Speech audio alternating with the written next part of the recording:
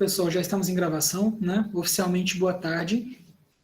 A gente discute hoje o nosso segundo assunto da AB2, né? Semana passada vocês estudaram um pouco sobre as rodófitas, as algas vermelhas, produziram um resumo sobre essas algas, e hoje nós vamos encerrar o conteúdo sobre algas, né? A partir de semana que vem nós vamos falar a respeito de plantas terrestres. Então, a gente encerra com o grupo das algas verdes, né? Nosso último grupo de algas que compõe a ementa de botânica aquática. E, como vocês podem ver já, né, dá para ver uma enorme quantidade de morfologias diferentes. O grupo das algas verdes é um grupo muito diverso, né? Tem morfologias diferentes, eles podem ocorrer microscopicamente, macroscopicamente, em organismos unicelulares, em organismos coloniais. Essas colônias podem ser filamentosas ou não, podem ocorrer em organismos multicelulares, né? Com um certo grau de especialização entre as suas células. Então, é um grupo bem grande, bem diversificado e bem importante, tá? Principalmente nas águas tropicais, tanto doces como salgadas. A gente vai discutir um pouquinho disso. Mas, antes da gente falar do grupo em si, eu queria que vocês me contassem uma coisa. Vejam que aí nesse slide, né, de título, algas verdes está entre aspas. Por que será, gente, que eu coloquei o nome algas verdes entre aspas aqui nesse slide?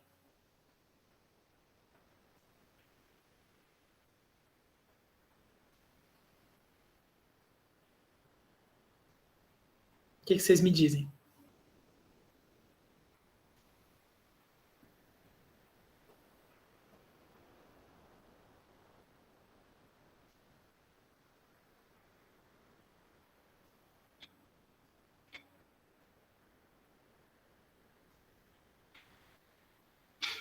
Tem mais gente chegando aí, vou repetir a pergunta então. Por que será que eu coloquei o nome algas verdes entre parênteses nesse slide?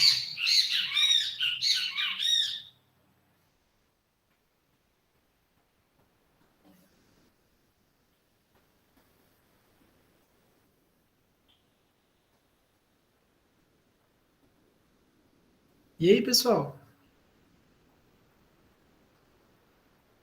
Alguém me ajuda? Pode chutar.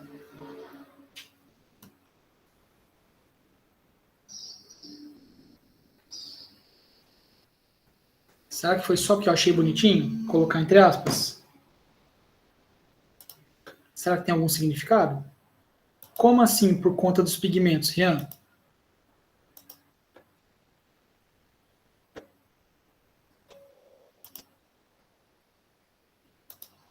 Rian falou aqui no chat que eu posso ter colocado entre aspas por conta dos pigmentos. Como assim, Rian?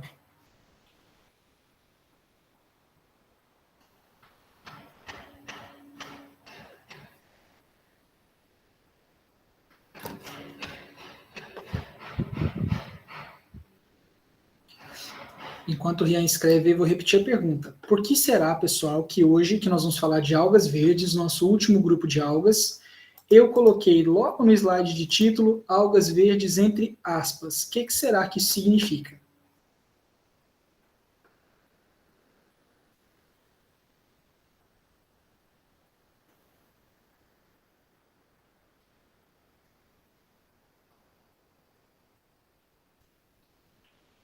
Rian respondeu, já que são verdes, creio que tem algo a ver com a clorofila. Sim, tem, mas o que isso tem a ver com o nome estar entre aspas ou não?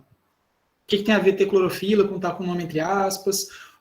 Porque nem todas são algas. Um começo mais ou menos bom. Faz algum sentido, Marciano, mas não é exatamente isso.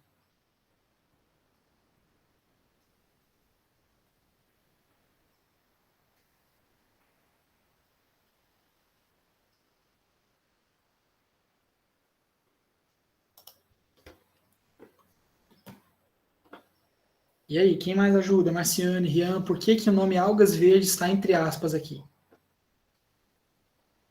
Porque nem todas são verdes?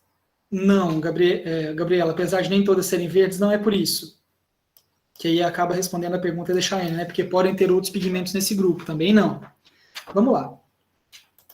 Quando a gente olha, tá, para a filogenia dos organismos, e aqui estão representados diversos organismos tanto fotossintetizantes quanto não fotossintetizantes, a gente já viu, né, essa árvore aí, a gente vê que eles vêm de nós específicos, né? Nós já comentamos isso, por exemplo, quando nós falamos de algas em si. A gente não pode falar que algas é um grupo taxonômico, justamente porque olhem quantos ramos diferentes nós temos algas, não é mesmo? Então, a mesma coisa, o mesmo raciocínio vai se aplicar para as algas verdes. Ó, lembrem que eu falei para vocês que as caixinhas que têm a mesma cor têm os mesmos pigmentos, né? E a gente até falou lá na aula de Euglenófita que as Euglenófitas tinham os mesmos pigmentos das algas verdes porque a endossimbiose aqui em Euglenófitas foi secundária, né? Na verdade, os protozoários, que eram os ancestrais das Euglenófitas, eles fagocitaram uma alga verde já, né? Não foi a alga inicial, que teria sido uma cianobactéria aí. Então, quando a gente olha para essas outras caixinhas verdes, a gente vê que algumas vêm de ramos diferentes. Enquanto esses três grupos aqui, as ulvofícias, as treboxiofícias e as clorofícias, estão no mesmo ramo, as carofícias estão num ramo diferente. E estão no mesmo ramo aqui das plantas terrestres. Então a gente sabe que as plantas não são algas, né? Mas a gente acaba chamando de alga verde todo esse grupo aqui, ó, que vai juntar as ulvofícias, as treboxiofícias, as clorofícias e as carofícias. Então, dentro do conjunto que a gente chama de algas verdes, na verdade nós temos dois grupos.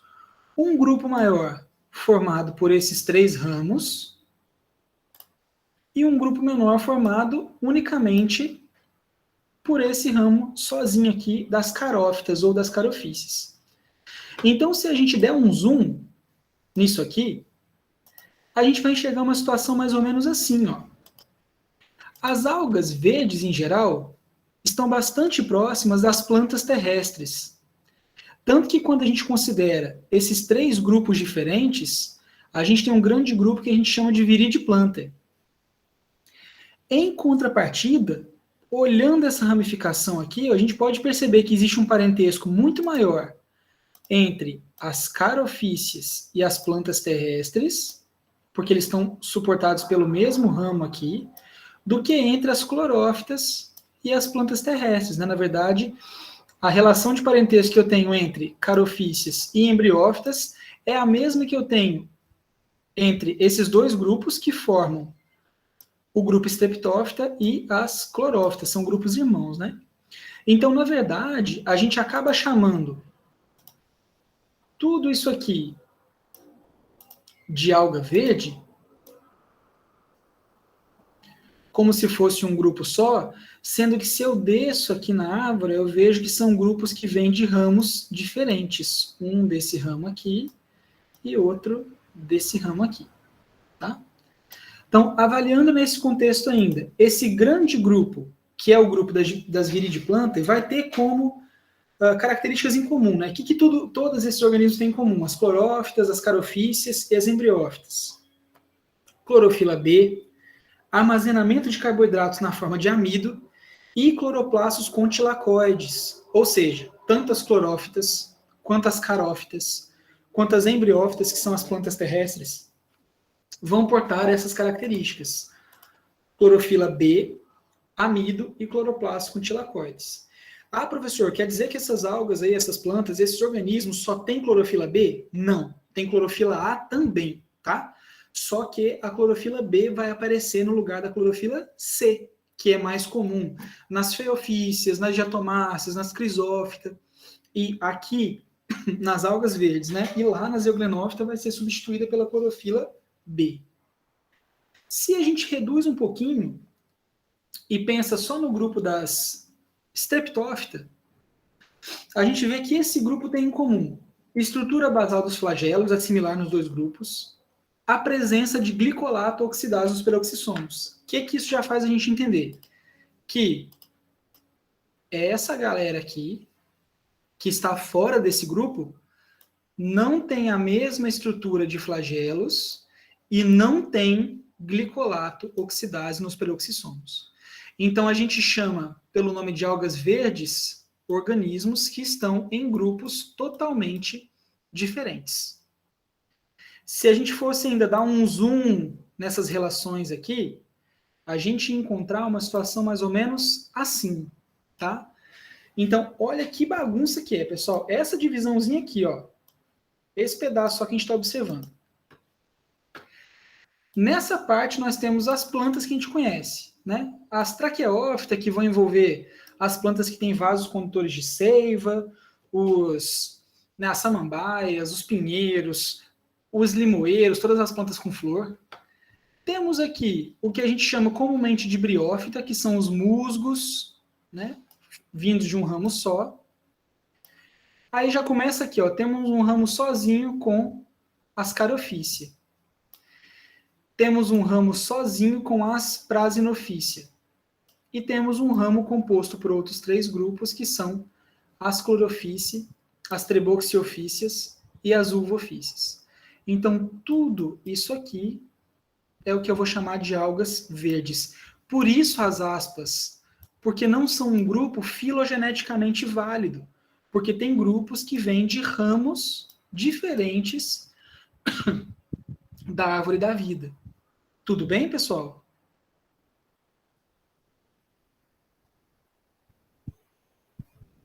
É um pouquinho confuso para mim, mas dá pra ir. Vamos embora. Não, bora desfazer a confusão, Marise. O que te confunde mais nessa hora? Explica para mim.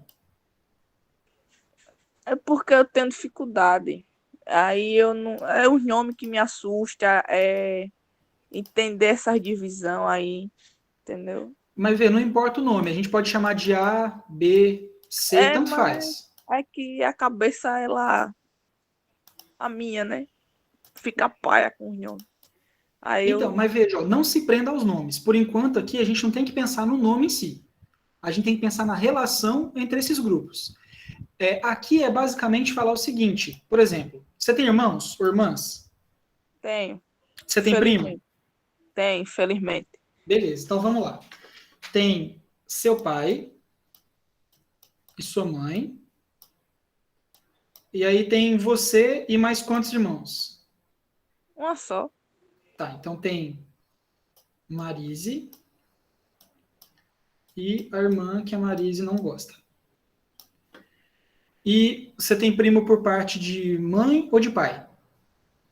Tem de tudo. Então eu vou puxar da sua mãe aqui, certo? Então tem sua Certo. tia aqui, mais seu tio. E vamos supor aqui um primo seu. Beleza? Sim, senhor. Se eu falo que você e a sua irmã estão dentro de um grupo que são os filhos, as filhas, né, dos seus pais, faz sentido, né? Faz. Beleza. Porque, obviamente, vocês são filhos dos pais de vocês. Tranquilo? Sim. Se a gente incluísse a sua prima ou seu primo nesse grupo e falasse que vocês são filhos dos seus pais, faria sentido? Não. Não, porque vocês estão vindo de ramos diferentes, não é? Ah, Você é. vem do ramo que sai da sua mãe e do seu pai, e o seu primo vem do ramo que sai da sua tia e do seu tio. Sim. Correto? Sim. Então, quando a gente olha aqui, ó, nessa árvore, é como se a gente estivesse olhando para o nosso conceito de famílias diferentes.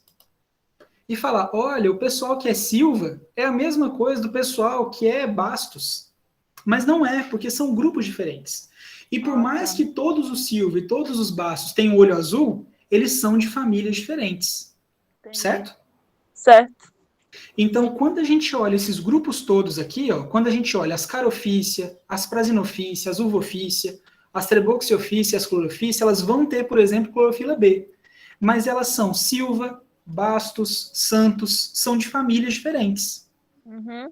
Aqui a gente só não pode falar família mesmo, porque família na taxonomia tem um significado diferente, né? Então a gente usa o termo grupos, certo? Sim, compreendi melhor agora. Então se eu junto todo mundo aqui, ó, é como se aqui fosse seu pai, mais sua mãe, aqui sua tia que adotou um gato, e aqui seu tio, mais sua tia que tem outros primos. E você está falando que tudo isso aqui é a mesma coisa. Então você está falando que você, o gato da sua tia e seus primos são tudo a mesma coisa. E mesmo que o gato da sua tia tenha olho azul, e você também, e seus primos também, não são o mesmo grupo, certo? Certo, entendi, professor. Beleza, Deisiane? Obrigada, professor. Ficou De massa. nada, que isso, gente. Tem que perguntar mesmo, a gente está aqui para isso. Então, quando eu falo alga verde, é como se eu estivesse juntando todo mundo num grupo só. Sendo que claramente eu venho de grupos diferentes, ó. As prasinofícia, eu nem sei de quem que são parentes direitos, tanto que ela está aqui numa situação que a gente chama de politomia, que é saindo do mesmo ramo. Eu nem sei onde que ela entra direito ainda, né? A ciência não está muito certa disso. Mas a gente está falando que elas são todas um grupo só. Então, na verdade, se eu penso taxonomicamente, se eu penso filogeneticamente, o que faz sentido aqui é que nós tenhamos 3 grupos diferentes dentro desse grande guarda-chuva, que é o guarda-chuva das algas verdes. Tá? Então, o primeiro grupo que está dentro desse grande grupo algas verdes é o grupo que a gente vai chamar de clorófita, que é o grupo que reúne esses 3 grupos que estão vindo de um mesmo ponto aqui no cladograma. Tudo bem? Uhum. Beleza, todo mundo?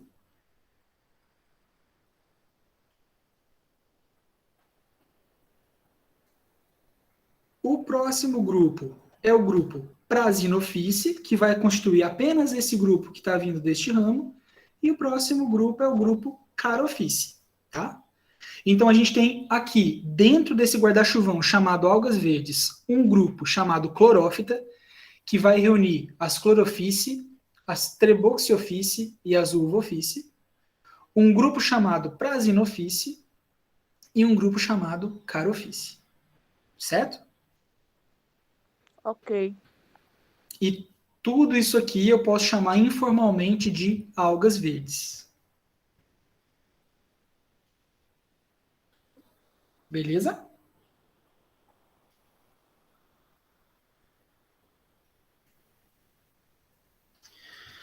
Agora vamos lá. Por mais que eles venham de famílias diferentes, sejam, né, filhos dos tios, dos pais, sejam primos, eles têm que ter alguma característica que faz com que eles sejam enxergados como um grupo. Então, por exemplo, por mais que você não seja exatamente da mesma família lá do seu primo, às vezes tem alguma coisa que une vocês num grupo só. Pode ser a cor da pele, pode ser o jeito do cabelo, pode ser o jeito da face. Então, tem algumas características que vão permitir que a gente crie esse grupo, mesmo que artificial, chamado algas verdes. E quais que vão ser essas características? Então, primeiro, todos os indivíduos desse grupo vão ter pelo menos um cloroplasto, um plastídeo, tá? Uma organela com pigmento dentro. Todas as algas inseridas dentro desse grande grupo artificial, algas verdes, têm pelo menos um cloroplasto. Beleza? A gente já viu grupos de algas que tinham organismos que não eram pigmentados, né? Não é o caso aqui. Todas as algas verdes têm um cloroplasto. Esse cloroplasto sempre vai ter 2 membranas. Tá? Então, todas as algas contêm ao menos um cloroplasto por célula e todos os cloroplastos contêm 2 membranas. Como todas as células possuem pelo menos um cloroplasto, todo mundo que está nesse grupo é considerado autótrofo. O que quer dizer isso, gente?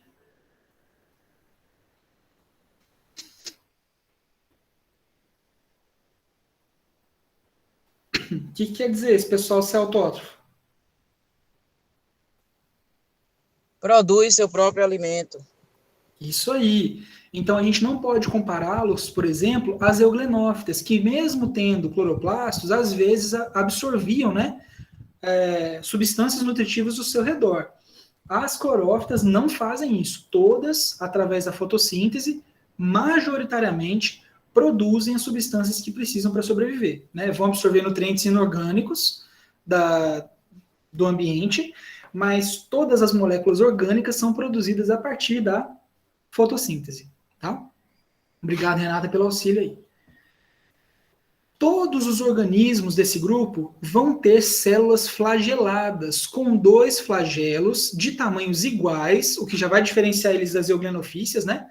Porque as euglenofíceas tinham 2 flagelos, mas um era bem pequenininho, em ao menos uma fase da vida. Então, existe algum momento que eu tenho uma célula flagelada, exceto em espécies que perderam isso secundariamente. Mas na grande maioria dos grupos, eu tenho presença de células flageladas com flagelos do mesmo tamanho, tá? E todo mundo vai armazenar amido dentro do cloroplasto, principalmente. Então a gente sempre fala, né, da molécula de reserva das algas, é o amido das cianofíceas, é o paramilo, é a laminarina. Aqui nas algas verdes, todo mundo vai reservar amido. Então, se eu volto aqui, nesses grupos todos, tantas clorófitas, quanto as prasinophyceae, quanto as carófitas, armazenam em si amido, tá? Amido. Até aqui, tudo bem?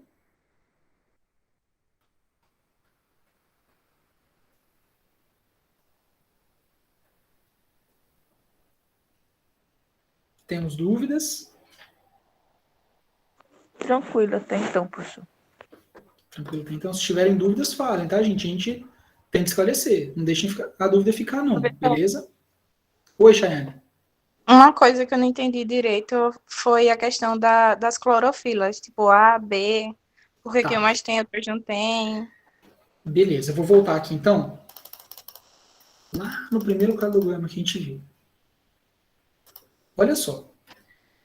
A gente tem várias moléculas na bioquímica que funcionam de maneiras similares, mas nem sempre têm a mesma estrutura. O caso dos pigmentos fotossintéticos é mais ou menos esse. Então eu tenho algumas versões de clorofila que estão presentes em alguns organismos e que não estão presentes em outros.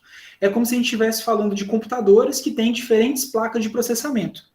Todas fazem mais ou menos a mesma coisa, fazem o computador funcionar, mas elas podem ter performances e mecanismos de funcionamento diferentes.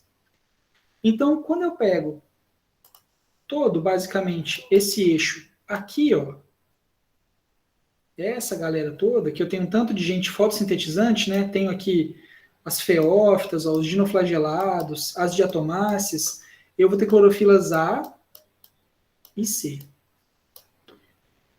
E as algas verdes em si vão ter clorofilas A e B, assim como as euglenófitas.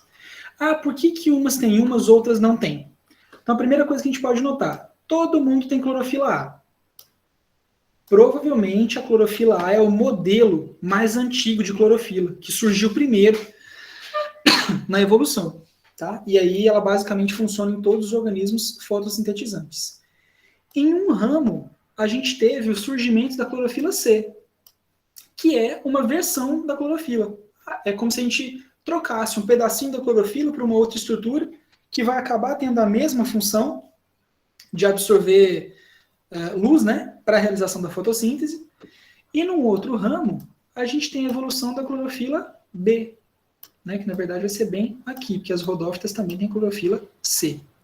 Então, essa diferença se dá pelos diferentes processos seletivos que esses organismos passaram, ou seja, quais foram as situações ambientais que selecionaram esses organismos. De repente, o surgimento da clorofila A favoreceu alguns em alguns ambientes, como foi esse caso aqui, e o surgimento da clorofila B favoreceu outros em outros ambientes, como é este caso aqui.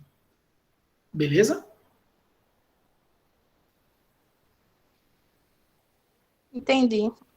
Entendeu mesmo ou é só um entendi, segue o baile, não entendi nada, professor?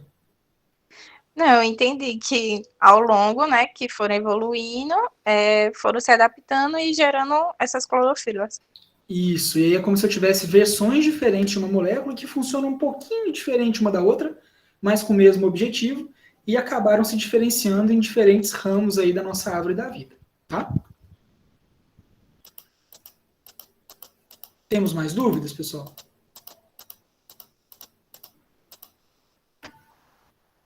Até aqui?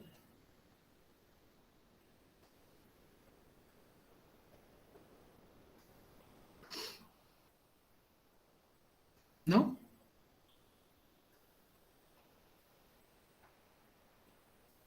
Massa. Por que é tão importante a gente falar dos cloroplastos aqui nas algas verdes? Porque a gente vai ter diferenciações enormes. Então, por exemplo, quando eu falo de cloroplasto para vocês, qual que é o formato que vocês pensam? Qual que é a forma de um cloroplasto?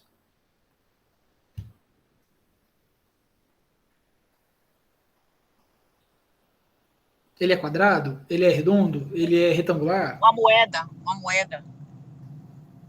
Ele é uma moeda ou ele é uma bola? Depende do ângulo que olhe. Não depende, porque moeda é bidimensional, certo? Ela é bem achatada, É, quase, né? Não, eu pensei que era tipo uma moeda mesmo. Ele não é achatadinho assim não, né? A gente tende a pensar naquele formato mais alongado, né? Um formato, a Deisiane colocou aí, redondo, mas se vocês estudarem as aulas lá da evolução do hábito produtor, tem um tanto de desenho de cloroplasto, vocês vão ver que Oval, né?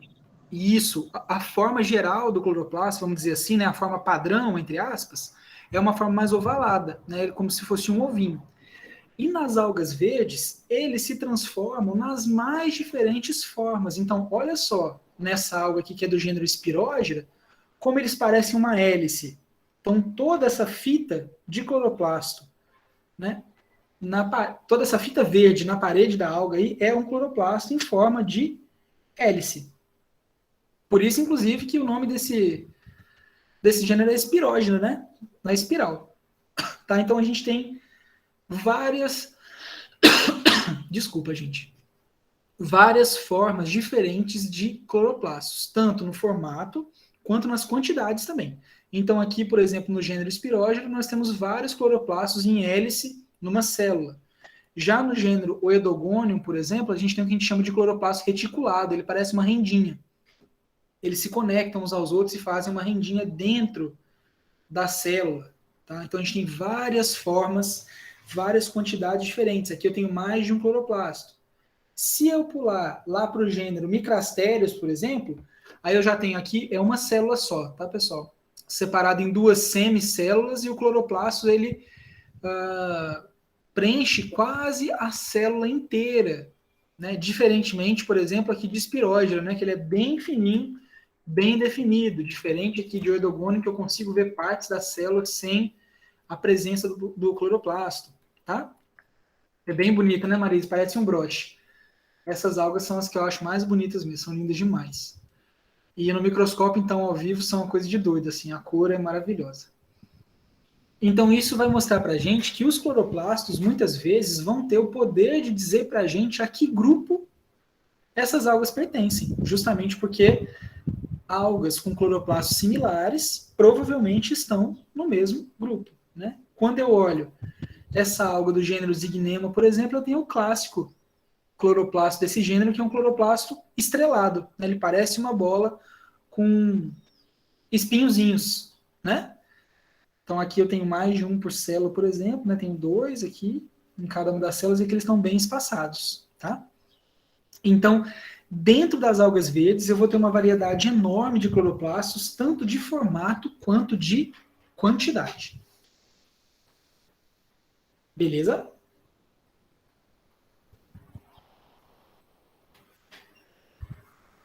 Até aqui tudo bem?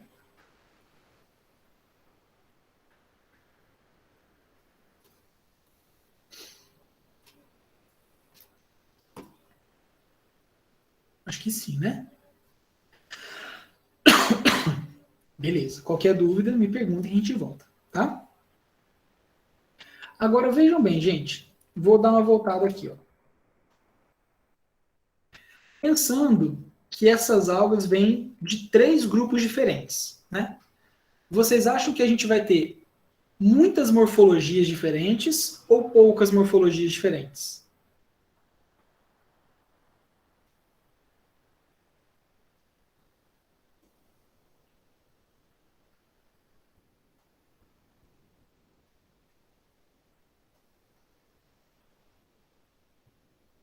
O que vocês acham? Poucas. Poucas? E se a gente voltar aqui? Poucas morfologias diferentes ou muitas morfologias diferentes? Muitas. Muitas, tá? Como nós temos organismos que vêm de 3 linhagens filogenéticas distintas, a variabilidade morfológica é muito grande. Tá? A gente tem desde organismos unicelulares até organismos multicelulares, e é só a gente ir observando aqui, eu coloquei, né, tem colônias filamentosas, tem organismos com semicélulas, então a gente percebe que existe uma grande diferença nesses organismos. Qual que é a ideia, né, do que a gente chama de evolução desse talo, desse conjunto de células desses organismos? Diversas variedades, isso aí, o Deisiane. Em geral, a gente imagina que a alga verde original, vamos dizer assim, né, as primeiras algas verdes tinham um formato unicelular. E a partir desse formato evoluíram os outros. Então, se eu tenho uma junção de células, né, sem muita organização, a gente pode ter um formato colonial, que pode ser móvel ou imóvel. Se eu tenho um empilhamento dessas células, a gente tem um formato filamentoso, que é uma colônia na forma de fio. Lembram disso?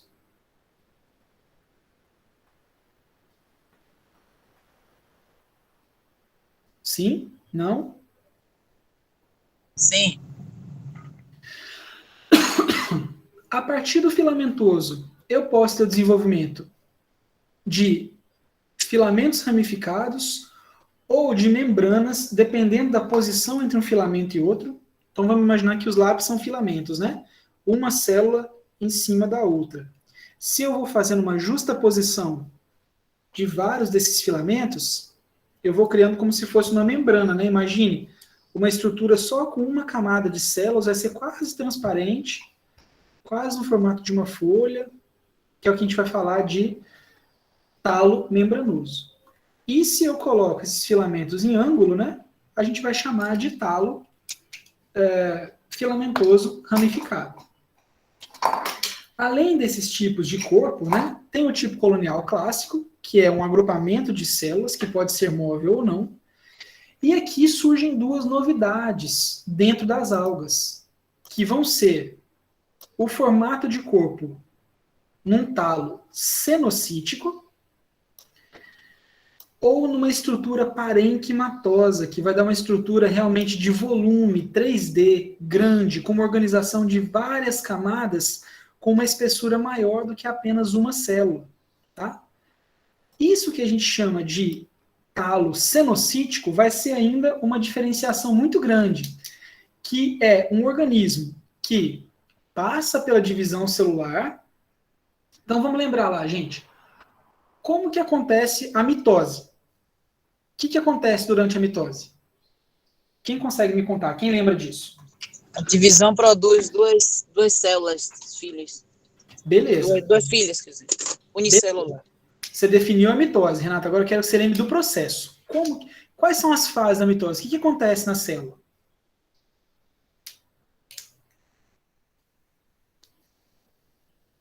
Ela se divide. Primeiro aí vai se dividindo, aí vai se espalhando, aí vai ficando. Explicando, é perfeito. Bora lá, gente. Vocês são melhores do que isso. Quais são as fases da mitose? O que acontece, por exemplo, com o material genético? O que acontece com o citoplasma? Eu não lembro se ele se multiplica ou divide. Aí vai um pedacinho para cada. No começo da divisão celular, o material genético ele está condensado ou ele está mais espalhado no núcleo?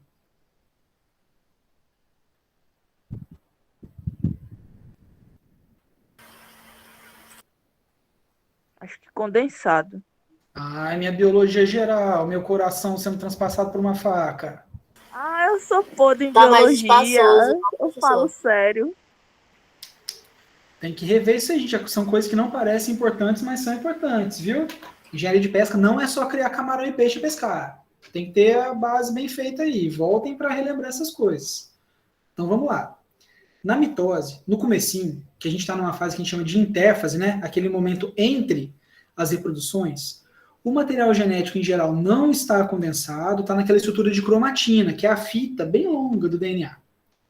À medida que a gente vai avançando no processo de divisão, nós vamos passar por 4 fases, né? A prófase, a metáfase, a anáfase e a telófase. Então, na prófase, a cromatina começa a se condensar, começa a formar o cromossomo, porque o nosso material genético não está o tempo todo organizado em cromossomos, né? Na metáfase, esses cromossomos se localizam no centro da célula.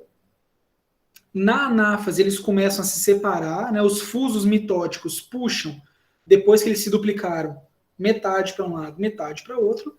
Na telófase, a célula se separa. Agora, o que acontece? Em geral, a gente tem a formação primeiro dos 2 núcleos e depois dos 2 citoplasmas, né? Os 2 núcleos se formam dentro de um citoplasma único e depois esse citoplasma se divide, formando as 2 células filha, que aí é o resultado da mitose. No caso desse corpo cenocítico, que é por isso que a gente está falando disso tudo, né? A gente não tem a divisão do citoplasma.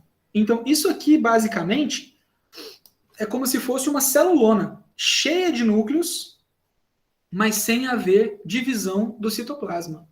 Certo?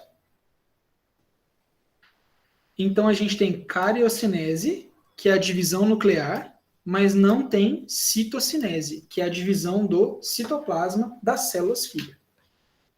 Beleza?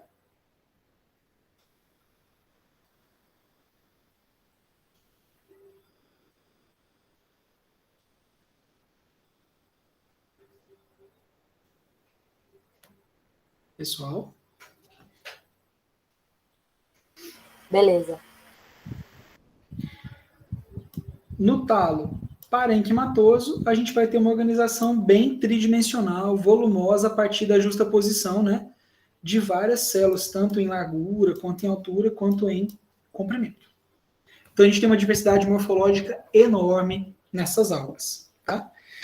E essas algas, né, com esse formatinho mais basal, unicelular, são atualmente muito bem representadas pela classe Prasinophyce.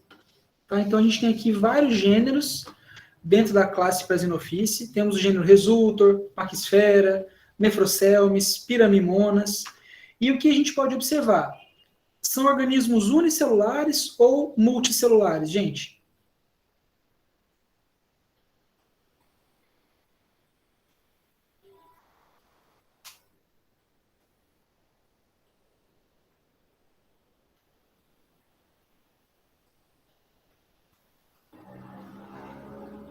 Esses organismos são unicelulares ou multicelulares?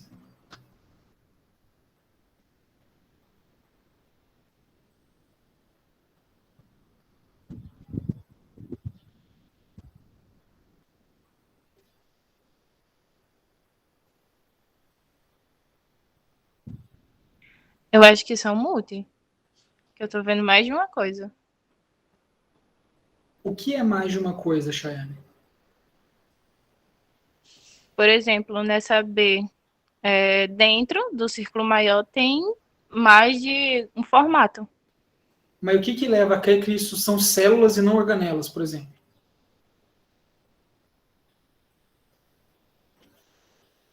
Agora eu já não sei. Pois é, né? Eu olhei de cara, vi mais de uma coisa e imaginei que seriam multis por conta disso. Ó, por que faz falta vocês estudarem sempre? Porque a gente sabe que os flagelos saem da célula, né? Então, se eu tenho um conjunto de flagelos saindo de um ponto, eu tenho uma célula só. Então, aqui, todos os organismos são unicelulares, nesse formato bem básico, tá? Dentro das prasinofícias, todos os organismos são unicelulares. Tá? Unicelulares flagelados. Então, dentro da classe Prasinophyce, todos os organismos são unicelulares. Aqui eu tenho uma célula. O que é isso da célula? O núcleo, o cloroplasto, os vacúolos, as organelas celulares, né? Que podem ter vários números de flagelos diferentes. Onde a gente vai encontrar, né? Quais vão ser as características gerais desses organismos? Então, eles vão estar encontrados, principalmente, no hábitat marinho, certo? São organismos predominantemente marinhos, e aqui é uma parte bem importante. Apesar de a gente ter vários grupos de algas verdes, nem todos os grupos estão em todos os tipos de ambientes aquáticos. Então, alguns grupos vão ser mais bem representados em alguns ambientes e outros mais bem representados em outros ambientes. No caso da classe Prasinophyce, basicamente a maior parte desses organismos está no habitat marinho, estão nas águas do mar. Na maior parte das vezes, as células são flageladas, mas eu tenho que considerar o seguinte, existem momentos não flagelados, então no ciclo de vida de algumas espécies, nós temos momentos que eles perdem os flagelos, como nos momentos de formação de esporo, e nós temos algumas espécies que são exceções, que são imóveis, sem flagelos, como essa espécie do gênero Baticocos, tá? Quando a gente observa a figura aqui, ó, não dá para ver flagelo, nem sinal de flagelo, beleza?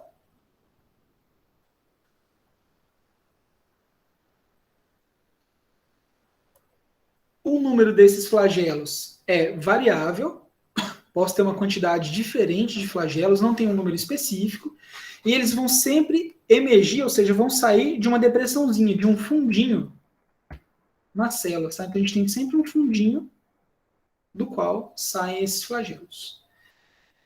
E alguns grupos vão apresentar o que a gente chama de extrusomas, que são projeções da membrana celular que vão facilitar o movimento na água, tá? Então, como características gerais de Prasinophyce, a gente fala de habitat predominantemente marinho, ou seja, a maior parte das espécies vai ser encontrado na água dos oceanos, dos mares. Eles possuem, em geral, células flageladas, mas eu posso ter estágios não flagelados durante o ciclo de vida e posso ter espécies que não se movimentam. Esses flagelos têm um número variável, que emerge de uma depressão apical, e alguns grupos apresentam extrusomas, que são essas projeções da membrana celular que vão facilitar a movimentação desses organismos. Ok?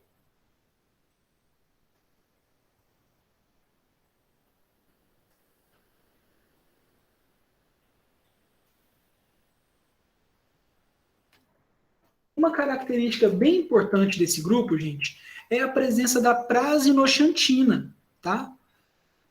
Por esse nome, vocês conseguem pensar em que classe de pigmentos a prasinoxantina tá? A gente falou de alguns pigmentos já que tem essa terminação aqui, ó, xantina. Que tipo de pigmentos eram?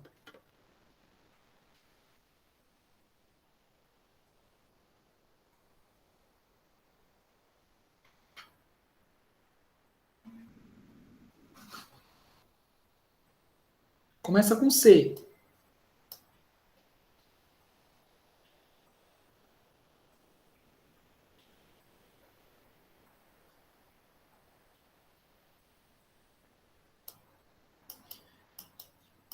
Faz parte da classe dos carotenoides. Então, além da cor verde, gente, qual cor será que eu posso ver nas Prasinophyce, sabendo que elas têm prasinoxantina e que são carotenoides? Um vermelho, laranja. Mais alaranjado, né? Laranja e amarelo.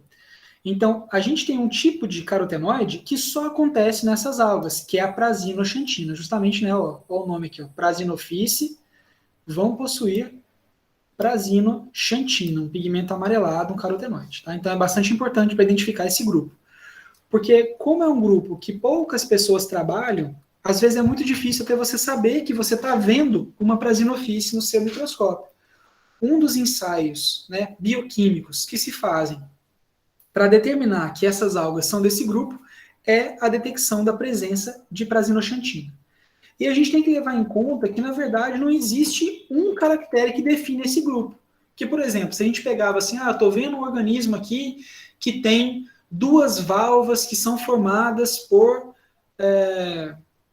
óxido de silício. De que grupo eu estou falando, gente? Se eu falasse para você, pessoal, estou aqui no microscópio, estou vendo um organismo que tem duas válvulas, uma menor que a outra, uma se chama epiteca e a outra se chama hipoteca, que é formada por óxido de silício. De que grupo eu estou falando?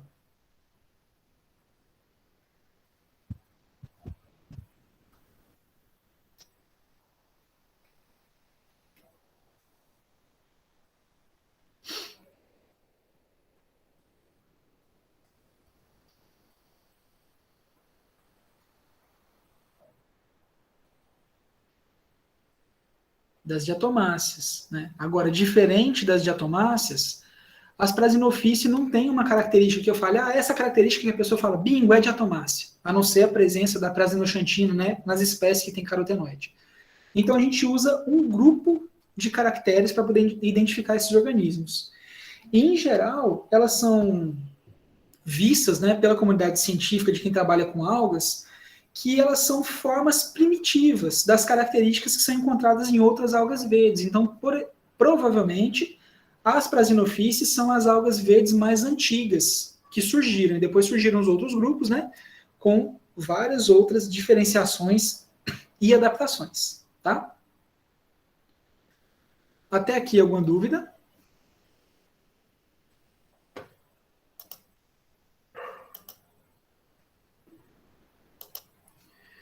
Perguntem, pessoal. Vocês não estão perguntando, estão cheios de dúvida. Porque eu faço perguntas para vocês e vocês não conseguem me responder? Se tiver dúvida, bora tirar. Bora tentar dinamizar a aula um pouquinho.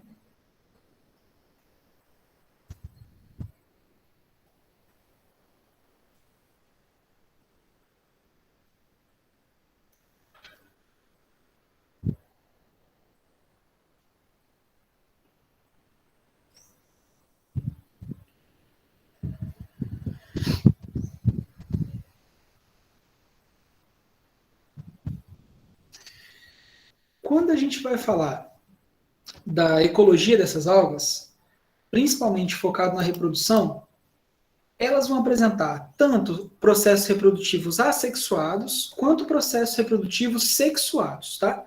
Não se conhece o processo reprodutivo para todos os táxons, ou seja, para todas as espécies que compõem aí a classe Prasinophyceae, mas para algumas espécies já foi relatado. Em geral, o processo mais simples, né, é a divisão celular, ou seja, uma célula se divide em duas, divisão binária. Isso é assexuado, não tem troca de material genético entre os organismos. E a reprodução sexuada, em geral, vai se comportar dessa maneira. Ó.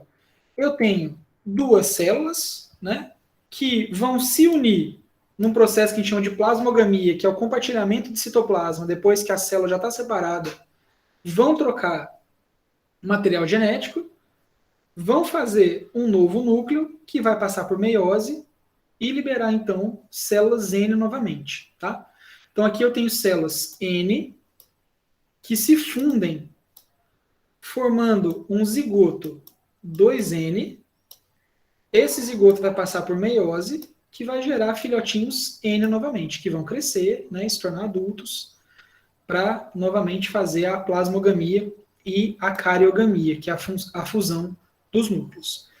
Em contrapartida, em geral, reprodução assexuada. Uma célula se divide em duas e gera 2 filhotinhos. Beleza?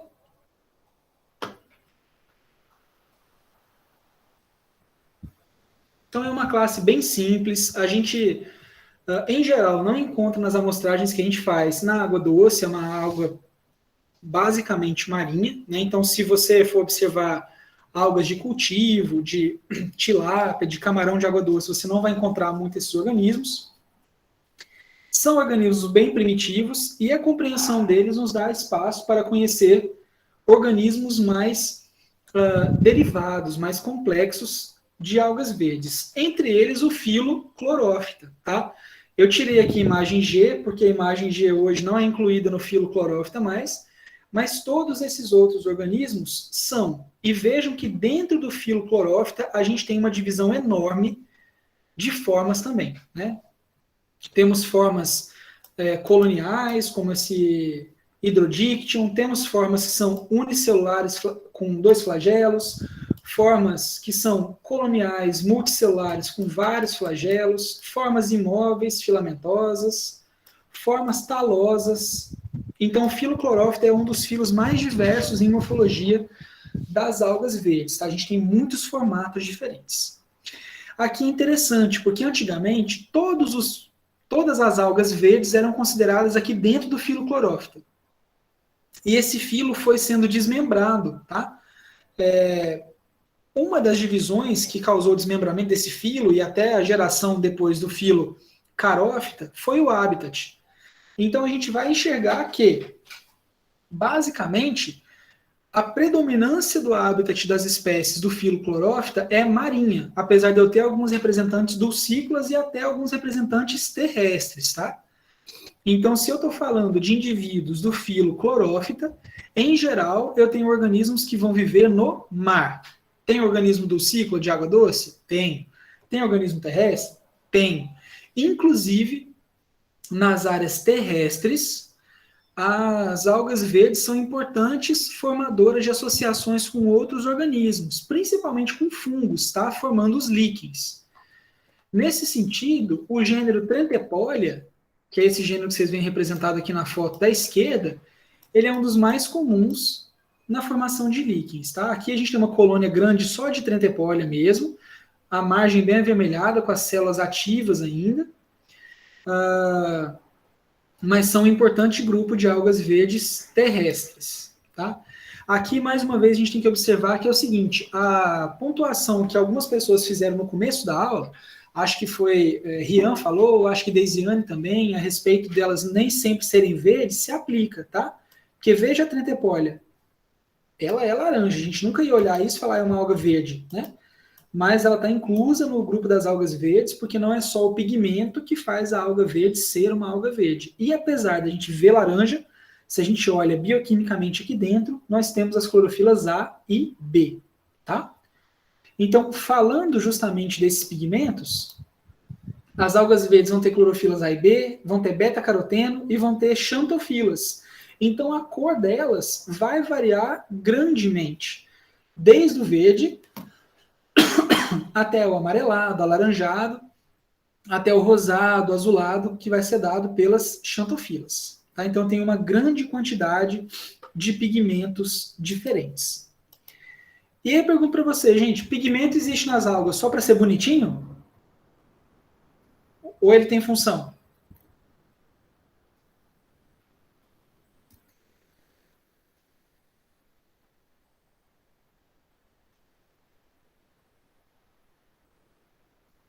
Os pigmentos das algas existem só de enfeite para as células ficarem bonitas lá, ou eles têm alguma função na vida da célula?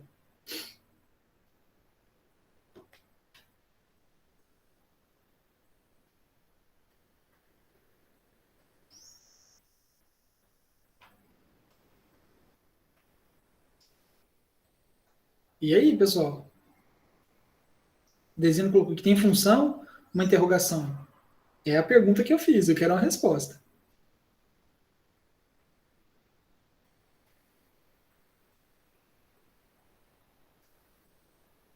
Tem função. Agora qual? Eu mato vocês, se vocês não falarem para mim qual que é a função do pigmento nas células. Cancela essa aula, fecha essa chamada. Nota de falecimento, misericórdia. Nota de falecimento, pelo amor de Deus, terminando algo na botânica aquática. O que o pigmento faz, pelo amor de Já, de Deus, de tudo que é mais sagrado, das coisas que vocês acreditam?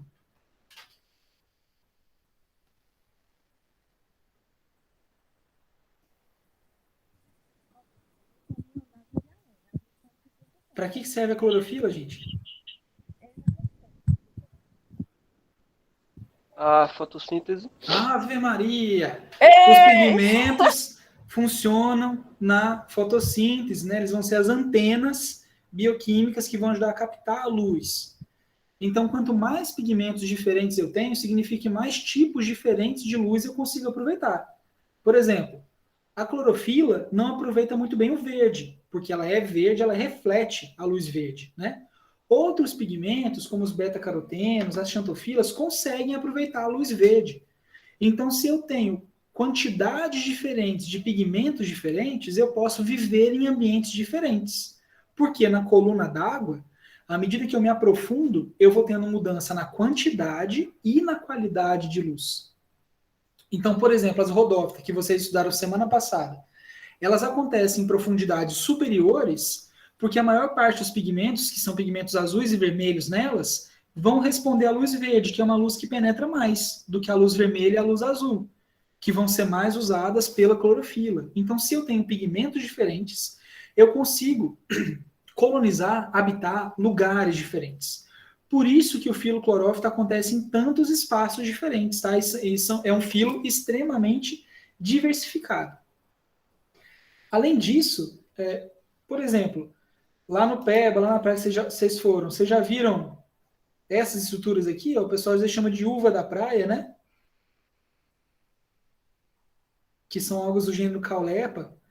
A gente vai ter, como a gente já pode observar aqui, ó, uma organização celular altamente diversa, indo desde seres unicelulares, então aqui a gente tem um clássico, Chlamydomonas, dá para ver os dois flagelos, ó, saindo aqui, os cloroplastos, até seres multicelulares e macroscópicos, tá? Então a gente tem uma diversidade enorme dentro do filo clorófito. Qual que seria aí o tipo padrão? Vamos imaginar um modelo padrão de clorófito.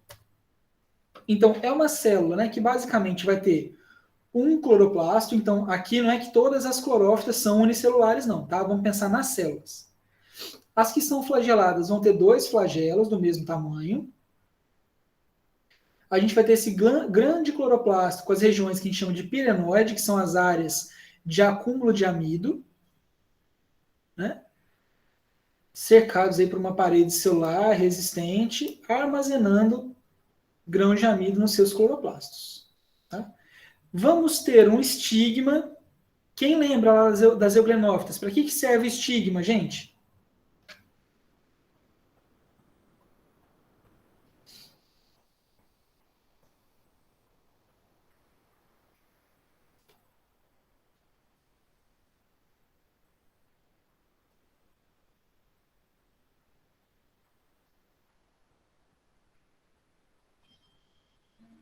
Para que serve o estigma?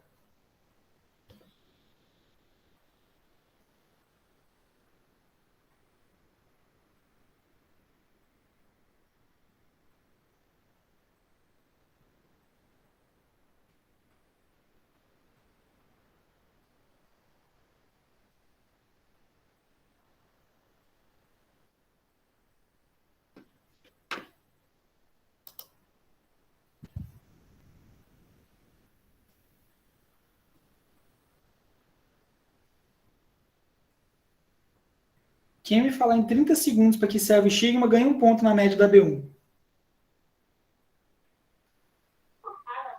Para que serve o quê, professor, que eu não entendi que cortou? O estigma.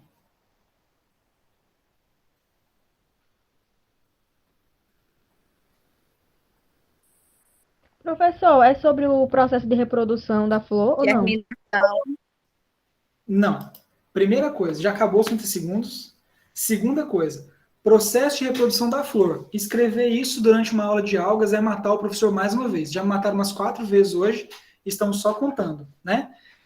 Olha aí, gente. Olha o que a Deisiane respondeu. O estigma é a porção superior do carpelo, localizada na extremidade do estilete, onde se depositam os grãos de pólen. A alga tem grão de pólen, gente?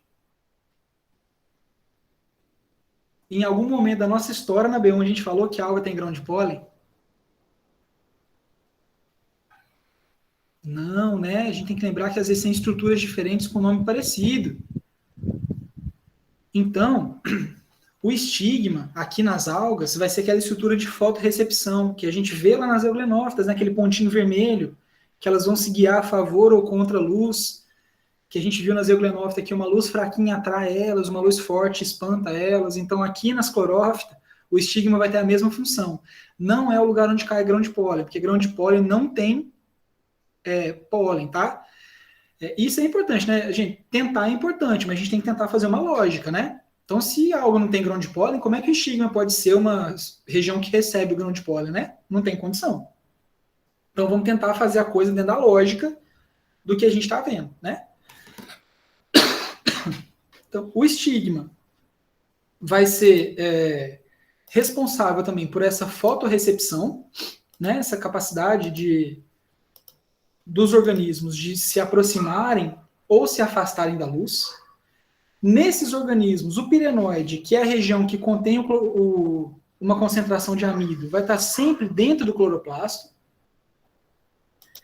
Vamos ter, como sempre, clorofilas A e B, beta-caroteno, xantofilas, e vamos ter 3 classes principais dentro do filo Chlorophyta, tá? A classe Uva-ofícia, a classe Treboxiophyce e a classe Chlorophyce. Então, agora a gente vai ver características de cada uma dessas classes e ver, num geralzão, como elas se diferenciam, tá? Então, a classe Uva-ofície, ela inclui, em geral, alguns dos maiores membros das algas verdes, ou seja, os organismos que atingem maiores tamanhos de corpo dentro do grupo das algas verdes, em geral, estão aqui dentro da classe Uva-ofície. Já viram formatos parecidos com esses quando foram à praia? Já prestaram atenção?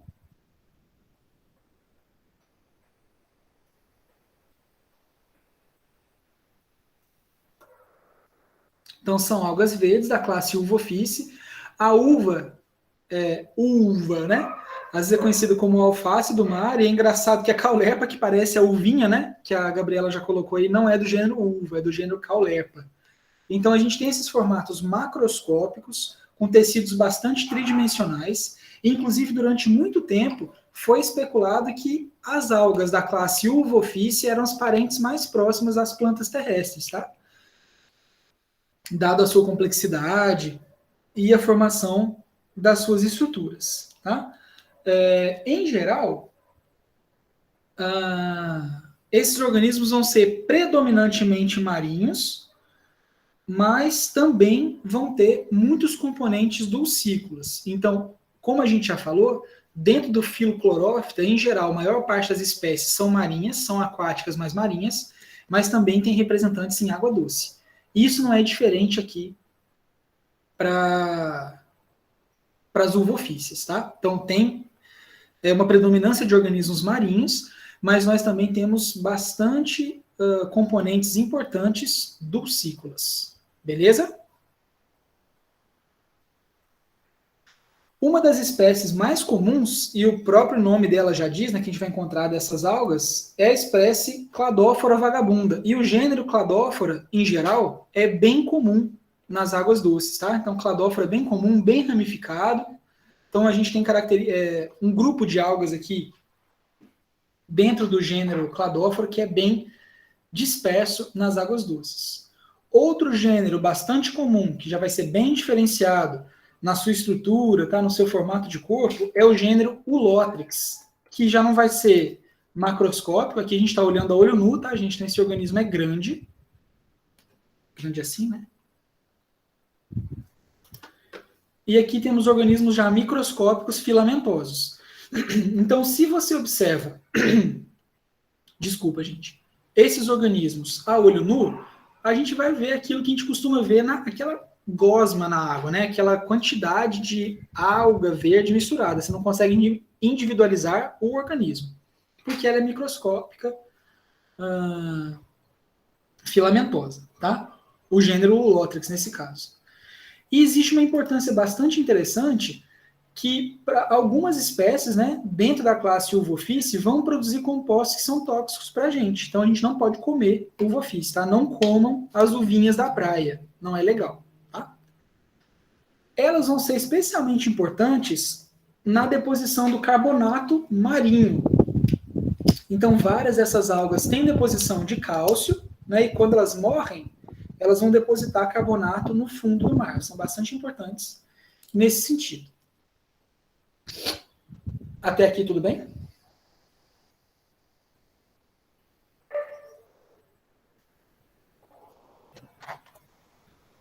Nós temos, como a gente viu, uma morfologia extremamente variada, né? Em geral, se destaca a formação de formas sifonáceas, que parecem sifõezinhos mesmo, e elas são bem antigas. Os fósseis que a gente tem conhecimento datam aí de 700 a 800 milhões de anos atrás. Então, em rochas, né? Dessa época, a gente tem representantes do gênero Mysia, que estão aqui representados uma divisão celular, bem antigos. É um grupo antigão. É um grupo bastante diverso em se tratando de número de espécies, né? Além da diversidade de formas, de morfologias, a gente tem uma grande diversidade de quantidade de espécies. Nós temos cerca de 1.100 espécies que estão divididas em 100 gêneros, então é um grupo bastante grande, que vão ser divididas em várias ordens, tá? Aqui a gente não precisa focar nas ordens exatamente, não. Mas só para vocês entenderem que, em geral, se eu tenho divisão em ordens, é porque são grupos distintos. Aí aqui a gente vai ver por que tem tanta morfologia diferente, por que tem tanto comportamento diferente, tanto hábitat diferente. Tudo isso é que vai definir todos esses grupos diferentes, né? Então, as ulotricales, que vão ser filamentosas, em geral microscópicas, as ulvales, que vão formar aquela estrutura que parece uma folha de alface, as trentepoliales, que são algas terrestres, mas né, no seu hábito, as caulerpales, que são as uvinhas, né? Então tem bastante diversidade dentro desse grupo.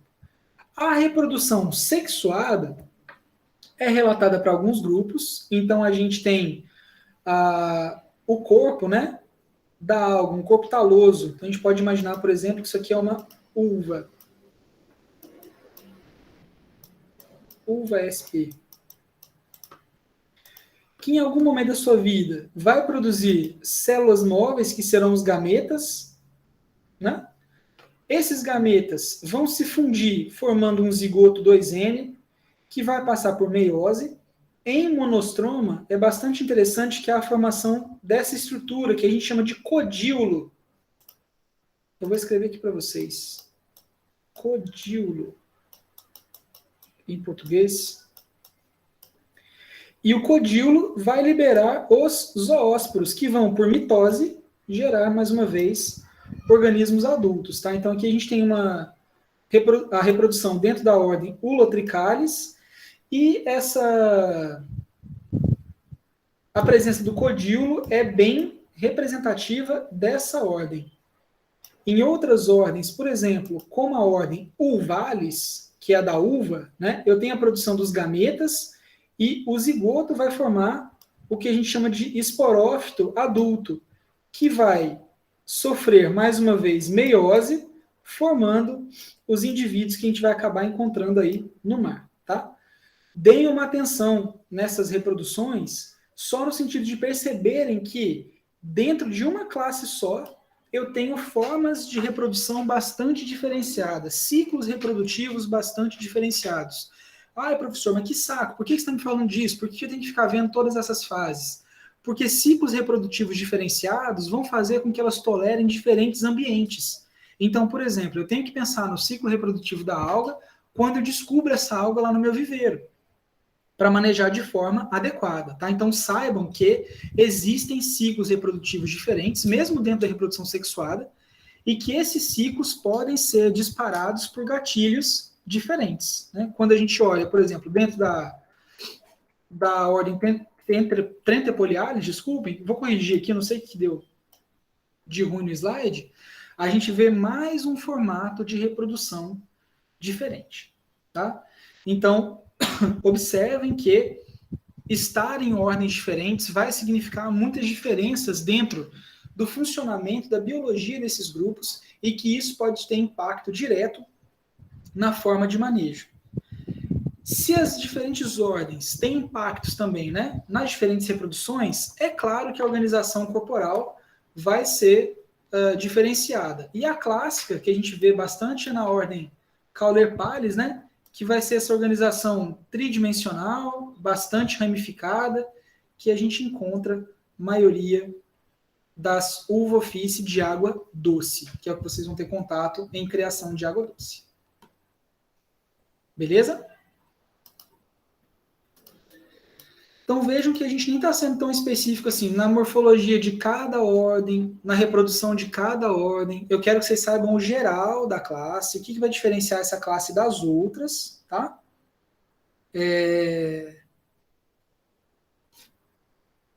Para poder comparar essas diferentes classes dentro das algas verdes. Mas não precisa ir a fundo em cada ordem, não. É mais um reconhecimento geral de que ordens diferentes vão ter processos reprodutivos diferentes, organizações corporais diferentes.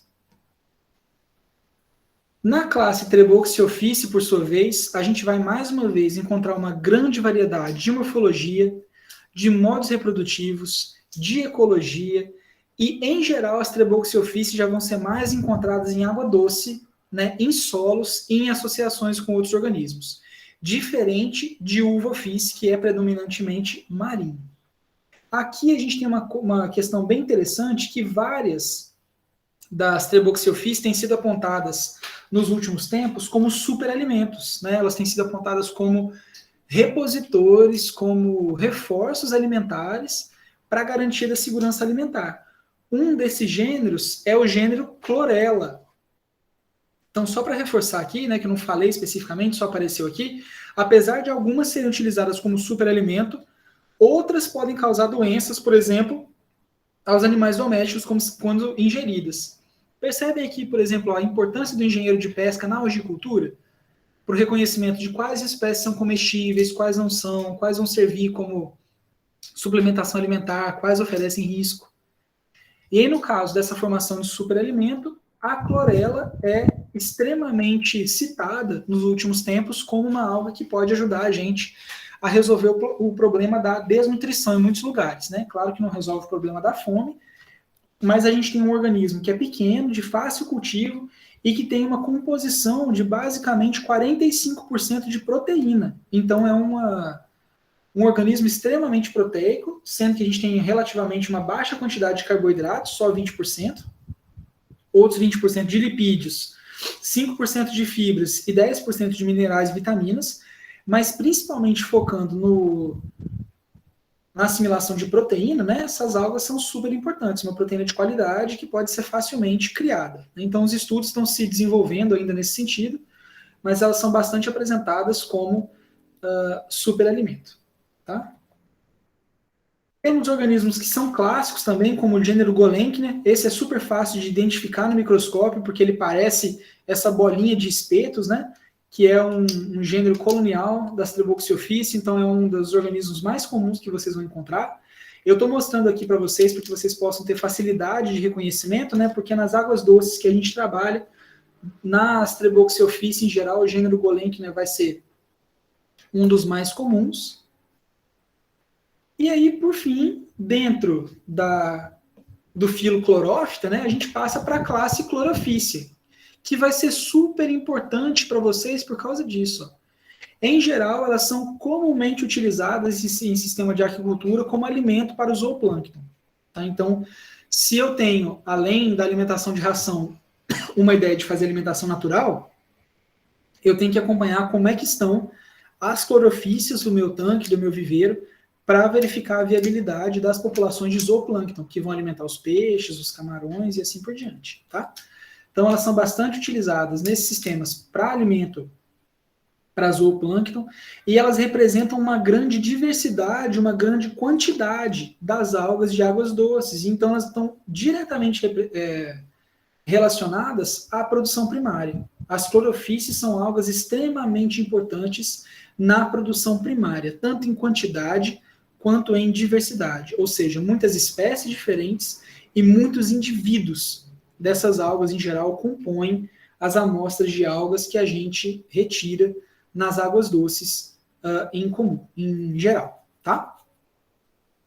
Vamos encontrar indivíduos tanto marinhos como de água doce e vamos ter uma enorme diversidade de formas.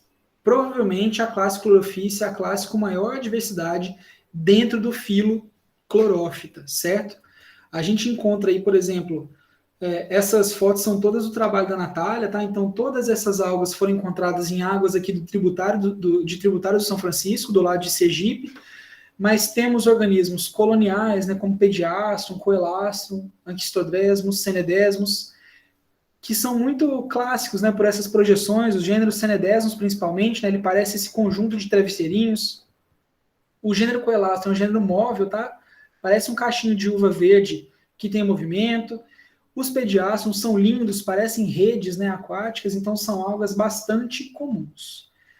Além dessa grande diversidade de formas, a gente vai ter uma quantidade enorme de tipos de reprodução assexuada, e vamos ter presença de reprodução sexuada também.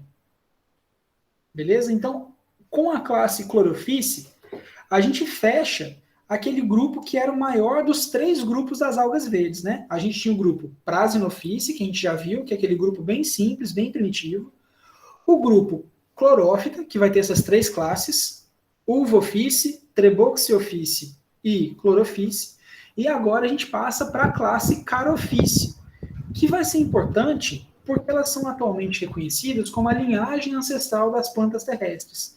Ou seja, quando eu olho para uma alga da classe Carophyce, eu olho para um organismo que provavelmente se parece muito com o ancestral das plantas terrestres. E essa interpretação, né, se dá na análise que a gente fala de ultraestrutura, ou seja, das organelas e da organização das organelas, comparando essas algas e as plantas terrestres, além de estruturas moleculares e bioquímicas. Então, se a gente fala das características gerais aí, né, da estrutura filogenética desse grupo, a gente vê o seguinte, ó. Esse grupo aqui, gente, ó, embriófitas são as plantas terrestres, tá? Por exemplo, Oryza é o arroz. E nós temos aqui, juntando essas duas ordens, a classe Carophyce.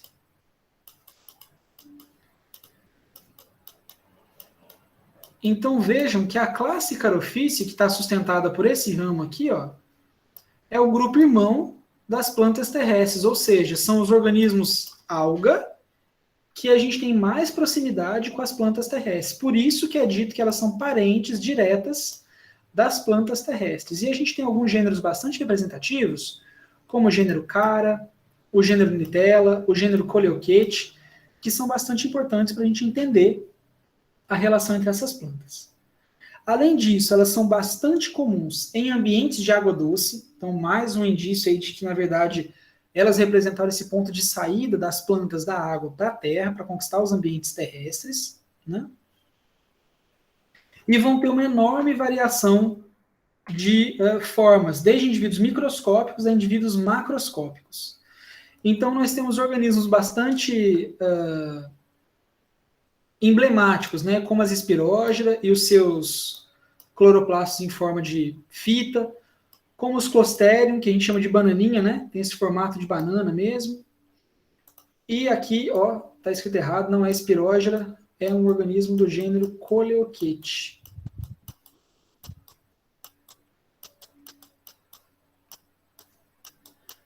E pela sua estrutura, gente, muitas vezes, o gênero Coleochaete foi até relacionado às briófitas, tá? De tão similares que eles são a essas plantas. Aqui, a gente tem uma representação de como esses organismos se parecem quando eles estão na água. Então, parece uma plantinha mesmo, né? Aqui a gente tem plantas do gênero Cara, tá? São algas verdes, mas quando a gente olha, eles parecem planta. Eu vou deixar que vocês assistam esse vídeo depois, né? Ele está em inglês, mas assim, as informações não são centrais. Mas o que acontece? Tem algumas questões interessantes para a gente conseguir reconhecer esse gênero em campo. A primeira coisa é, elas cheiram alho. Então, se você encontrar alguma desses organismos, né, que você achar que se parece com uma carófita, você vai pegar e vai apertar e vai sentir o cheiro. Se tiver um cheirinho de alho, provavelmente a gente está falando de uma carophyce, tá? E além disso, elas vão ter uma estrutura que é muito parecida com uma estrutura de planta. Vocês vão ver semana que vem, quando a gente começar a falar de planta terrestre, que eu vou mostrar estruturas muito parecidas com essa para vocês. Então, elas têm estruturas que a gente chama de estruturas em nós e entre nós. Então, nó é a parte de onde saem essas estruturas que parecem folhas, tá? E os entrenós são as áreas entre essas partes, e ela é bastante ramificada. Então, com relação à semelhança dessa classe com as plantas, a gente pode ver primeiro a presença de uma região meristemática clara, ou seja, tem um eixo da planta que cresce mais do que o outro. Nessa região meristemática vão estar células que têm um potencial de divisão muito acelerado e muito grande. Então, essas plantas vão crescer num eixo de crescimento. Além disso, vai ter a formação de um tecido parenquimático, de preenchimento, de células que não são tão especializadas assim, mas ajudam a compor o corpo da planta. E, além disso, a presença de células com vacúolo grande e um único vacúolo, que vão ajudar a fazer a regulação hidráulica dessas células, né, já que elas estão aí nas águas doces. Mais semelhanças. Assim como as plantas, vou ter vários cloroplastos por célula. Aqui eu não tenho uma grande variedade de forma nos cloroplastos, tá? Os cloroplastos vão ser mais discoides, mais arredondados, né? E eu vou ter ausência de pirenoides, que são aqueles grãos de amido dentro do cloroplasto. Além disso, durante a divisão celular, eu vou ter a presença do fragmoplasto, que é uma placa que se forma durante a divisão celular das plantas, para a construção da parede celular. Isso está presente nas carofícias também, e é uma das coisas que leva a crer que as carofícias são parentes diretas das plantas terrestres. Além disso, as estruturas reprodutivas vão estar extremamente ligadas às estruturas reprodutivas de planta terrestre. Então, às vezes, se eu pego essa região aqui e levo lá para o microscópio, eu vou encontrar estruturas como essas, que são estruturas reprodutivas sexuadas. Os zoogônios, que vão ser os gametângios, ou seja, as estruturas responsáveis por gerar gametas femininos, e os anterídeos, que são as estruturas representadas, as estruturas responsáveis por gerar os gametas masculinos. Na classe Carophyceae, especificamente na ordem Caralis, tá? Cuidado na pronúncia, a gente vai ter dois tipos de gametas. Uma oogônia sendo formada, uma oosfera, né, sendo formada dentro dos oogônios, e vários anterozoides sendo formados dentro dos anterídeos. Então, na reprodução sexuada, todo mundo libera os gametas na água e os anterídeos nadam até as oosferas. Similar às plantas terrestres, os gametângios têm uma camada de célula estéril ao seu redor, ou seja, células que não são reprodutivas, mas que protegem essas células, né? E, apesar de tudo, a gente não vai ter uma relação evolutiva direta, né? Vão ser formas que evoluíram independentemente, tanto nas Caralis quanto nas plantas terrestres. E elas vão ter uma reprodução bastante comum nas plantas, que é chamada de oogâmica. Tá? Ou seja, o gameta feminino é grandão e é imóvel, e quem se move é o gameta masculino, principalmente através da água, para encontrar as oogônias. Então a gente vê aqui que as Caralis são as parentes vivas mais próximas das primeiras plantas. E isso vai ser super importante para nós, porque a partir de semana que vem a gente começa a falar das plantas terrestres e da importância delas para a botânica aquática. A gente fica achando que... e para a engenharia de pesca no geral, né? Porque a gente fala assim, professor, mas agora o que tem a ver eu falar de uma planta que está no meu jardim? Qual que vai ser a importância dela para a engenharia de pesca? A gente vai ver que são muitas, tá? E muitas dessas características, elas herdam aqui das carofíceas. Como eu sei que clorófita é um grupo muito grande, basicamente, por hoje, de informação, é só. Tá? Então, a gente não tem mais grupos, é só tudo isso que eu vou passar para vocês. Então, eu já vou inserir essa aula lá no AVA, assim como a gravação, assim que estiver pronta, e essa semana tem atividade. Os 15 dias de atividade passam a valer assim que eu colocar. Tá? Eu estou terminando de montar ela, vou colocar no AVA daqui a pouco. Beleza? Temos dúvidas? Professor, Oi. só uma dúvida que surgiu quando eu estava falando sobre o estigma. O senhor falou que ele é responsável por ser atraído ou afastado com a luz. Isso conta também para alguma substância química, algum composto que esteja na água? Não, é só fotorrecepção mesmo, não tem muita quimio-recepção nele, só percepção de luz. Tá bom. Beleza?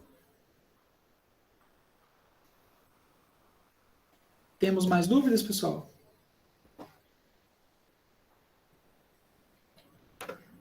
Então, eu vou finalizar a gravação.